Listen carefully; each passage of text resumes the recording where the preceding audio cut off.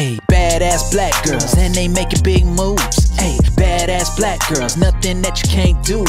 They are the future, I'm trying to tell ya. They want the best, no time to settle. They got the strength to handle the pressure. These are the queens, nobody better.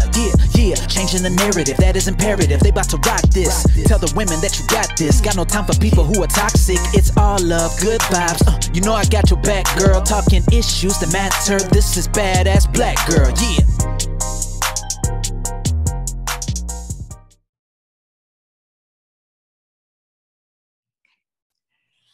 Hello, everyone. Welcome to a new episode of Badass Black Girl.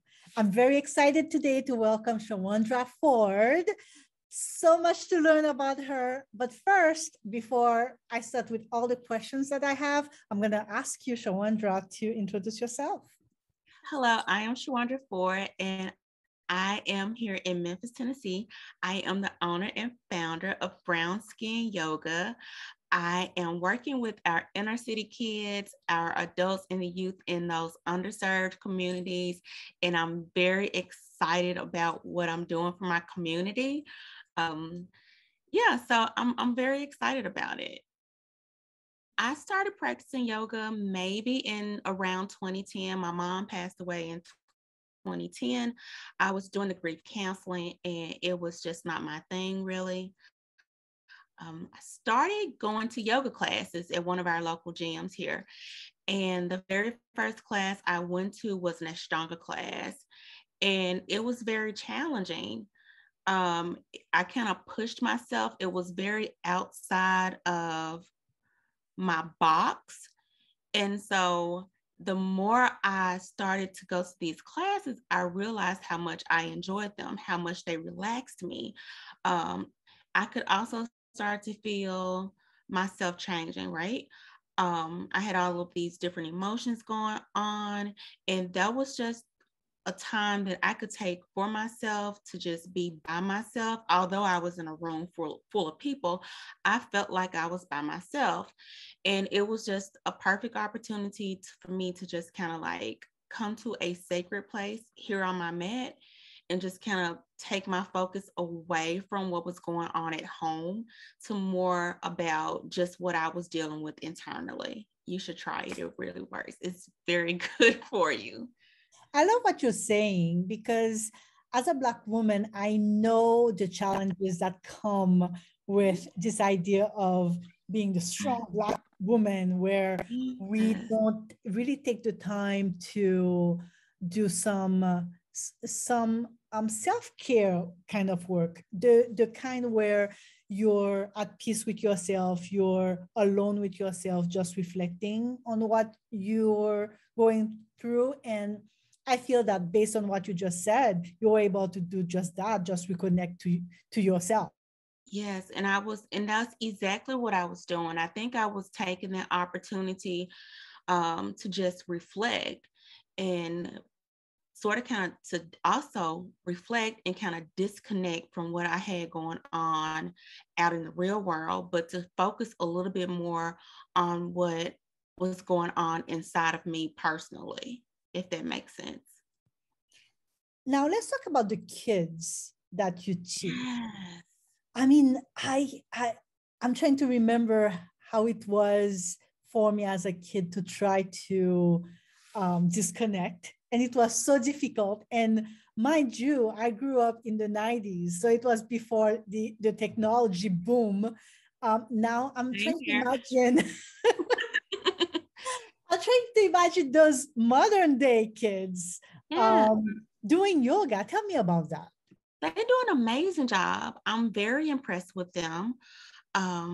Last year was the first year that I was actually inside of a classroom teaching them yoga and social emotional learning. And they took to it like this. The first thing, automatically, they want to come here and they want to meditate. Or they want to go right into tree pose because that's one of the only poses that they know. But as I started to push them deeper into the practice, eventually they were leading the classes. They were teaching back. They did exactly what we did in yoga teacher training.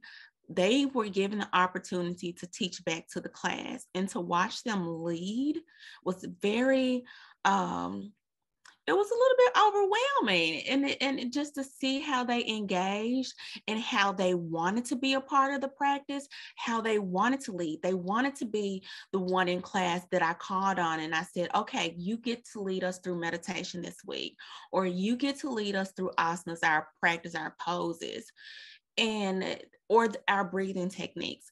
They embraced it all. So it, to me, it was something that they've never experienced before, but they've heard about it and they actually wanted to do it. I mean, and these kids are in a underserved area. They come from all different places throughout the city, but the school that they're attending is not in a very, what's the word that I want to use? It's not in a very financially stable community. So they have challenges. And the fact that they embraced the practice, and the thing that they got something out of it, it wasn't that they were just going to a particular class and they were going through these movements. They were actually getting something out of the practice.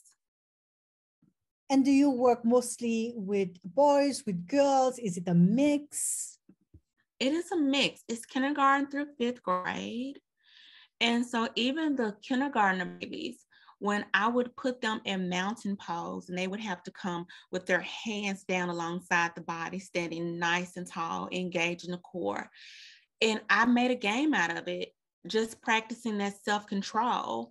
I would walk around the room, circle the room to make sure that no one was moving.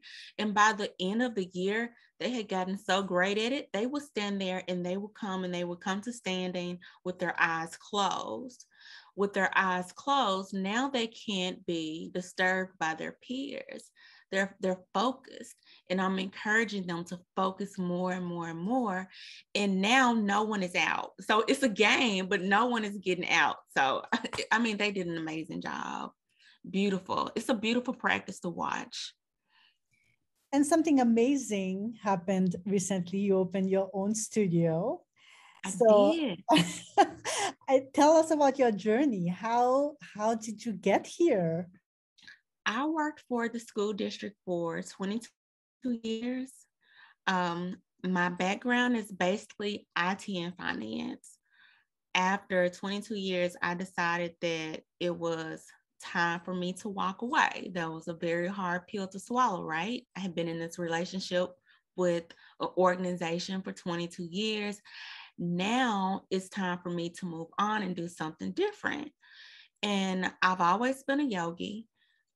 I went through the process of getting my yoga teacher certification. Then I decided that I really, really liked working with kids. So I also decided to get my kid yoga certification. The studio came into play.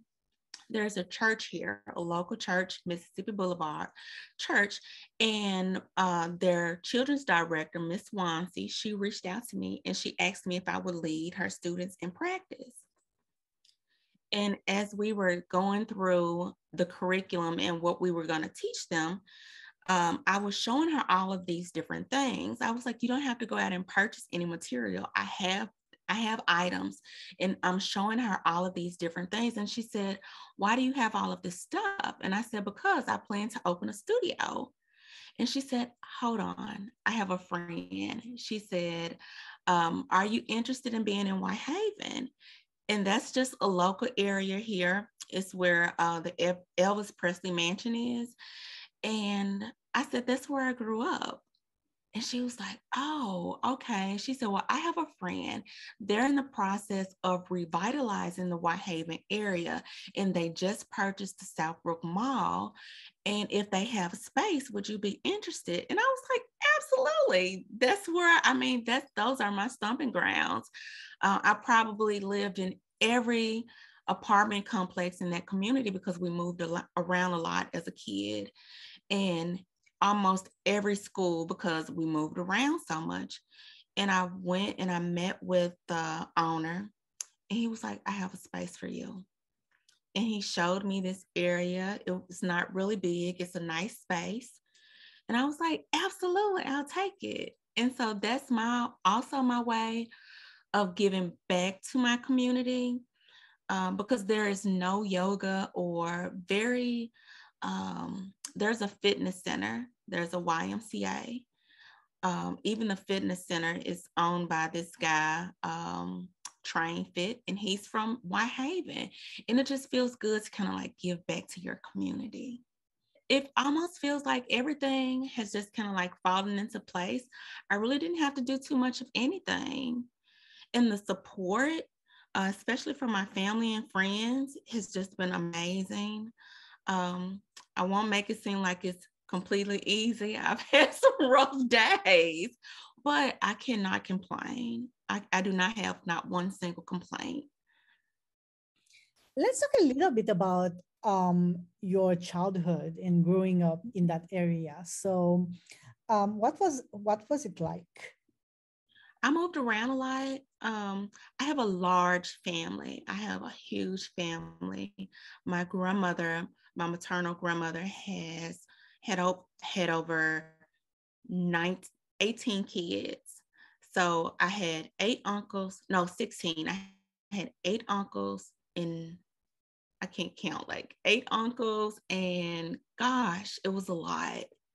8 uncles and maybe 8 aunts. And so we had this really huge family. My oldest aunt, I remember as a child that she was older when I was a kid. And my mom, she was in a very abusive relationship. So I learned very early on how to protect and defend myself. I've had to do that a lot. It doesn't necessarily have to be physically, it can be mentally, right?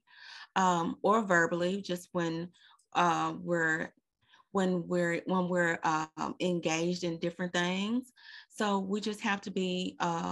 I learned very early on how to protect myself.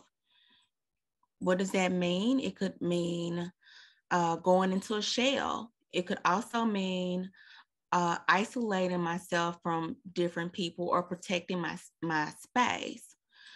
I have a brother.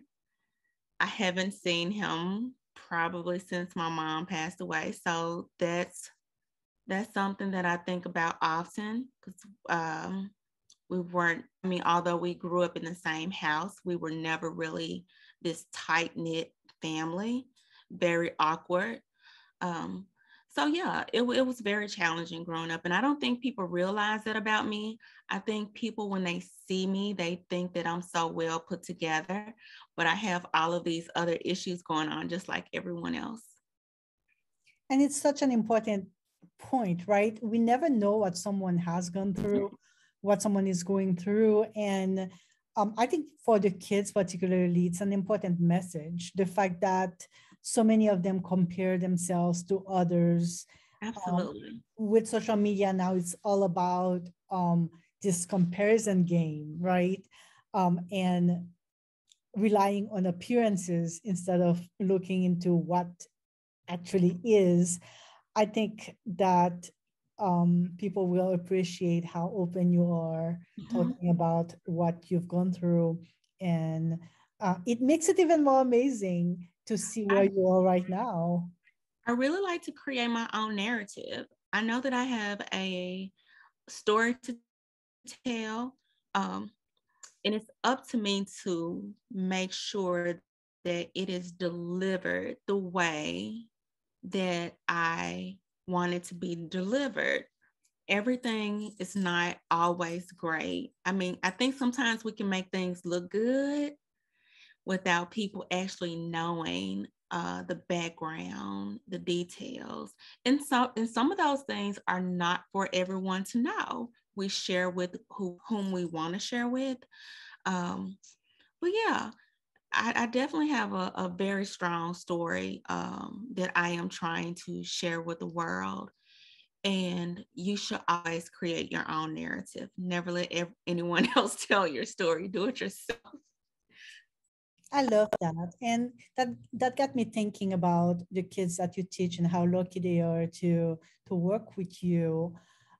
What do you feel are the things that they need the most when they come to you, coming from underprivileged areas and just spending this time with you practicing yoga?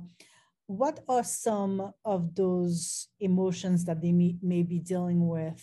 What do you feel that they're asking you for?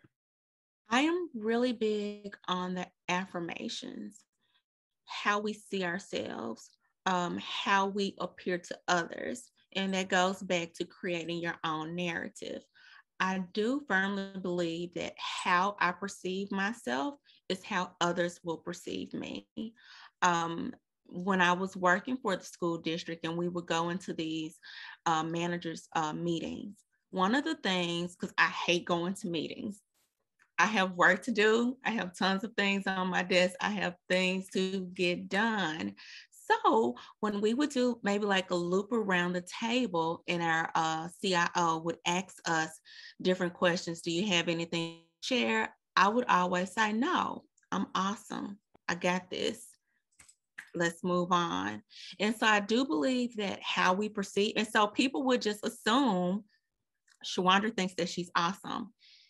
True, to a certain degree, but it's how I see myself. I do see myself as being awesome. There's a book called Everything Awesome.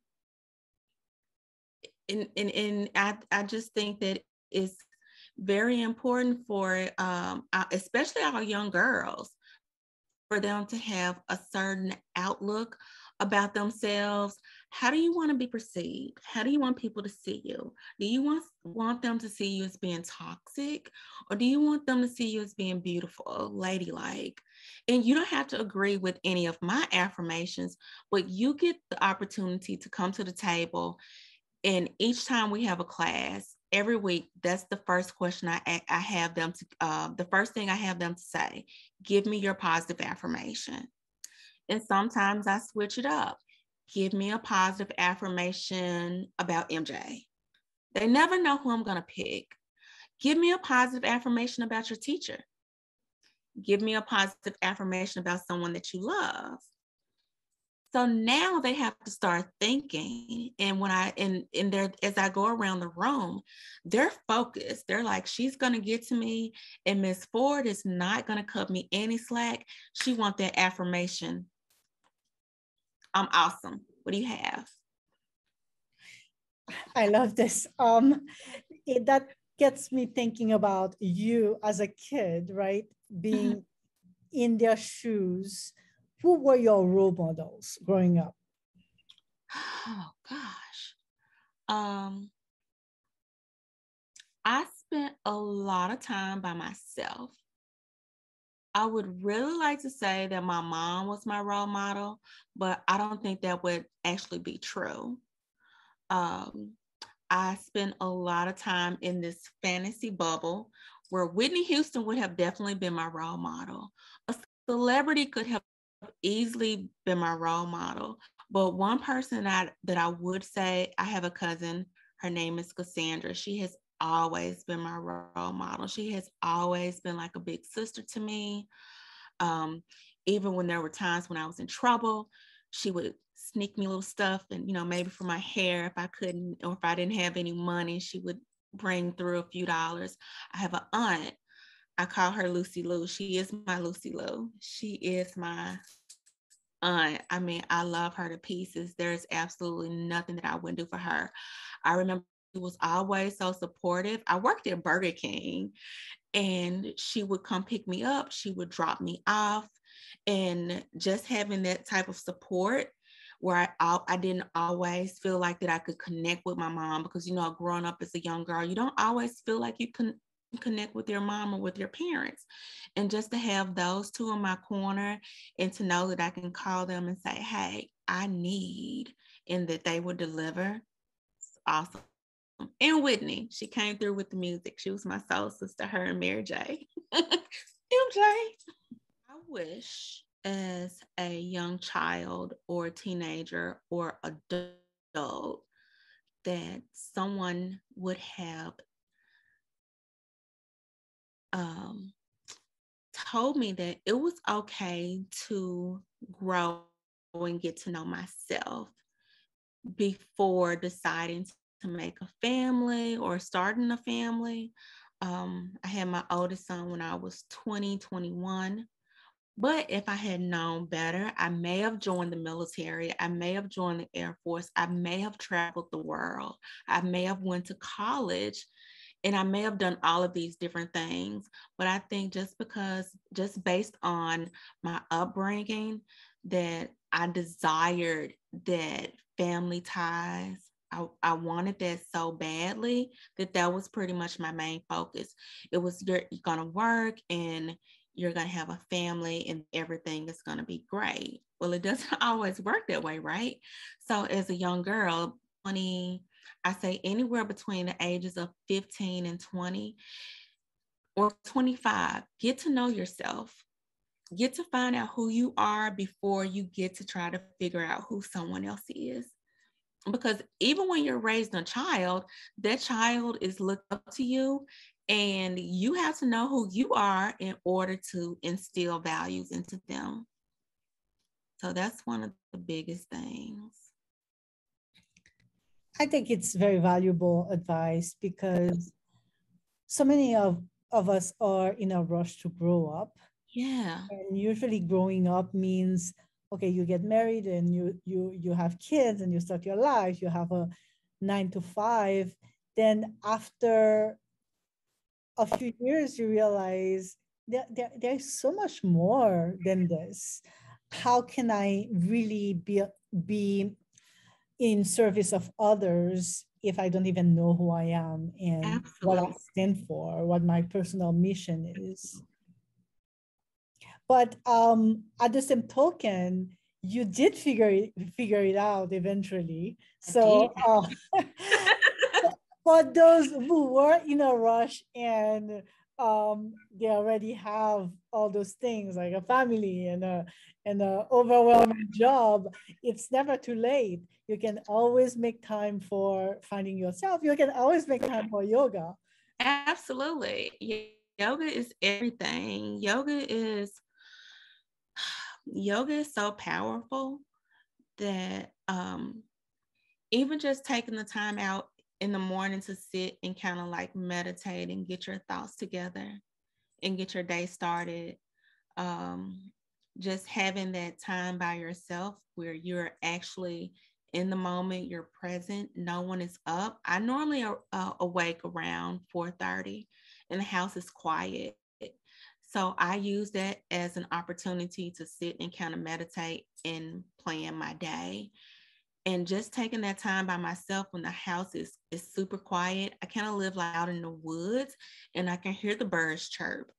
I can hear just things outside moving around, and just kind of like having that time and just finding peace within myself and peace with the nature and just listening and just kind of tuning into who I am. It sets the tone for my day. And my oldest son is 21. I get so frustrated with him because he sits and he meditates and he could meditate all day. And I'm like, dude, wash the dishes. I need you to do something, be productive. But I also have to remember for him how it's making him grounded, what he's getting out of the practice. When we go through the asanas, the poses, that strength that you feel from within, from poses that you say, hey, I can never do this. We put ourselves in a pretzel. I can never do this. And my clients, when they get into those poses and they're so proud of themselves, or even the students when they're in those practice poses and they're doing things and they never would have thought they were able to do, it's a beautiful thing. And even with the karma yoga, just giving back, right? Just giving back. And now someone else is feeding off that joy or feeding off the feeling that you have just from being able to give back to them. It's amazing.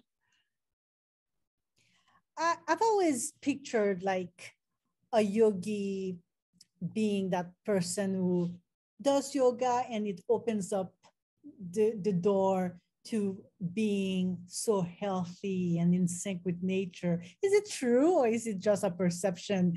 And sorry, I'm putting you on the spot, but tell me a little bit about the correlation, because you mentioned meditation too, which is such another healthy thing to do. So I'm wondering about physical fitness and how yoga fits in among all those things that people do just to be healthier. The meditation part is very good for the mind. It's very good for the body. It's very good for the soul. The physical part is very good for the body. It's also very good for the mind and for the soul. It all just goes like here. Being out in nature, I will say that I absolutely love being outside. I would much rather be outside planting a tree than in the house mopping the floor. So I would see the connection there. I'm very earthy. And as far as my son, he's very earthy as well. He's really big into crystals and resetting your chakras and the numerology part of it. There's so many different things that kind of go into this practice with the yoga. So it does make you, I feel like it makes you focus more on reality, what's real, what's right in front of you. Being outside, seeing everything green, to me, that's a very natural feeling. So I also, not only do I want that outside, I also bring that into my house. Like I have 100 plants. I am not allowed to go back to a Home Depot or Lowe's. I'm very big on green leafy plants and kale greens. I mean, I love it. And there's so much that people don't know about yoga, right? The fact that there are different kinds of exercises, and particularly for, I'm thinking about young boys who don't necessarily see yoga as something that is for everybody. And the truth of the matter is that in addition to building muscles and in working on your cardio, it's so important to work on being flexible and being more elastic, if I can say. One of the things that I noticed last year as I was teaching is a lot of the boys, they were very hesitant to engage in the yoga practice. And the first thought was, this is just for girls. And I was like, no, this is not just for girls. Even for my husband, who's an athlete, he played football entire high school and college. He graduated from Louisiana senior year, blew out his knee. We have to focus on stretching to maybe compensate or help reduce injuries, right? I even saw a video of Kobe Bryant. He was doing his yoga. Russell Wilson, yoga pose. He was doing his meditation because he's getting his mind right to get into the game. Kobe getting his body right to get into the game so he can be mentally focused and be mentally present and be there. So no, it's not just for girls. It's not a girly activity. It's a workout. I mean, you will sweat, you will burn calories, you will tone, you will build up that muscle mass just by practicing yoga. And where can people find you to learn more about yoga, to learn more about you? I am located here in Memphis, Tennessee. My website is www.brwnsknyoga.com. I am in the schools. I am out in the community. I am out at the Air Force Base, military base, the Navy base. You can find me anywhere around the city. I am constantly pursuing and pushing the yoga practice, especially in those Black and Brown communities where the practice is not normally embraced. Trying to get people to be a little bit more open-minded about the practice. It doesn't, I don't practice the religion part. So I think sometimes people, they are a little bit hesitant because of the religious background for Buddhism, and different things like that. But that's not all about yoga. That's not what yoga has offered. That's just a small portion. Yoga has so much more to offer to, especially to our community, especially for those self-care days, those days that we need to be just a little bit more mindful, those days that we just need to be a little bit, we need to practice a little bit more self-awareness. Thank you so much, Shawandra, for meeting with us today and just sharing your journey. An extraordinary journey, I must say. I'm so proud of what you do. I mean, I'm like, wow. Thank you for doing it too. Those kids I love it must so be with much. you. Thank you. Thank you. And we'll stay in touch, and I hope that you'll come and visit us again. Oh, absolutely. Absolutely. Thank you for thinking that I was bad enough to be on your show. You're definitely one badass Black girl. Absolutely. Thank you so much. Until next time. Thank you.